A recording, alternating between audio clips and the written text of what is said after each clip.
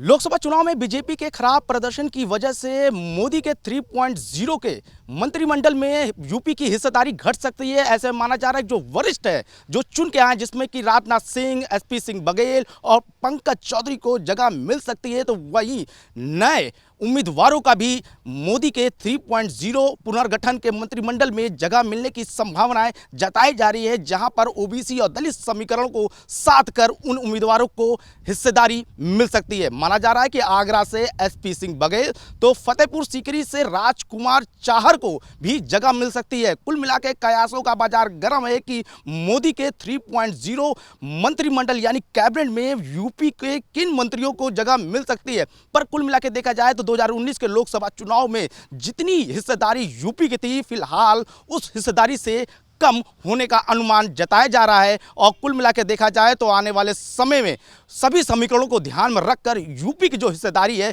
फिलहाल घट सकती है और नए चेहरों का प्रयोग किया जा सकता है। देखिए, ये बात तो बिल्कुल सच है कि पिछले मंत्रिमंडल में जो केंद्र में उत्तर प्रदेश के सांसद मंत्री थे, उतनी बड़ी संख्या तो इस बार नहीं होगी क्योंकि संख्या काफ़ी कम हुई है। लेकिन इसके बावजूद मुझे लगता है उत्तर प्रदेश का प्रतिनिधित्व अपेक्षाकृत तो ज़्यादा ही रहेगा अगर हम अन्य राज्यों के साथ तुलना करें। इसमें कई मंत्री हार गए हैं, वो बात भी सही है, लेकिन जो मंत्री जीते हैं चुनाव, मुझे लगता है उनको तो रिटेन करना स्वाभाविक है, क्योंकि इस तरह के माहौल में भी अपनी सीट निकाल लाना उनकी उपलब्धि मानी जाएगी। और इसके साथ साथ मुझे लगता है कुछ ऐसे सांसदों को मौका दिया जा सकता है जिन्होंने एक अच्छी जीत हासिल की है, ऐसे क्षेत्र से जीत हासिल की है जहाँ पे उनको कठिनाई आई थी। और इसके अलावा ऐसे लोग भी मंत्रिमंडल में लिए जा सकते हैं जिनके पास एक पर्याप्त उचित अनुभव हो और जिनकी स्वीकार्यता केंद्र में हो।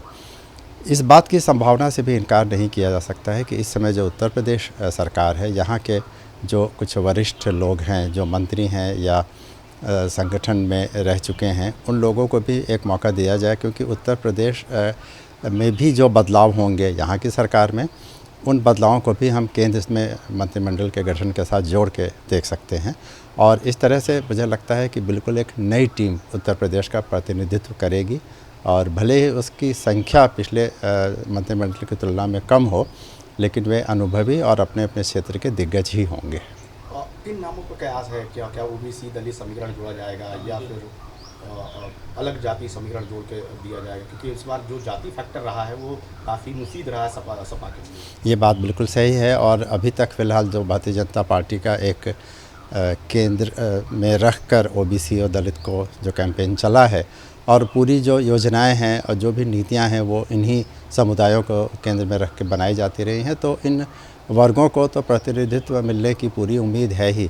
साथ साथ उन वर्गों पर भी ध्यान दिया जा सकता है जिनकी तथाकथित नाराज़गी से भाजपा को नुकसान पहुंचने की बात कही जा रही है, चाहे वो ठाकुर वर्ग हो, ब्राह्मण वर्ग हो, या जो मिडिल क्लास को प्रतिनिधित्व करने वाले लोग हैं, उनको भी मौका दिया जा सकता है। तो इसीलिए मुझे लगता है जो नई टीम बनेगी उसमें बहुत ही सोच समझकर इन वर्गों के भी एक एक प्रतिनिधि को लिया जा सकता है। कुछ नाम के कयास जो आपको लगते हैं कि अनुमानित हैं कि शायद ये बन सकते हैं? देखिए, जो जीते हुए मंत्री हैं उसमें राजनाथ सिंह जी सबसे वरिष्ठ हैं, पंकज चौधरी हैं, और इसके अलावा जो वरिष्ठ सांसद जीते हैं उसमें देवेंद्र सिंह का नाम आ रहा है और छत्रपाल गंगवार का नाम आ रहा है। तो ये सब वो सांसद हैं जो अपने अपने जाति के समुदाय में भी उनका सम्मान है और वो पुराने काफ़ी लंबे समय से राजनीति में हैं, और इसके साथ ही उस क्षेत्र का प्रतिनिधित्व भी करते हैं जिस क्षेत्र का इस बार भाजपा से प्रतिनिधित्व कम हुआ है, जहां से सीटें उन्होंने कम जीती हैं। वीडियो जर्नलिस्ट शैलेंद्र पाठक साथ अनुज कुमार, भारत एक्सप्रेस, लखनऊ।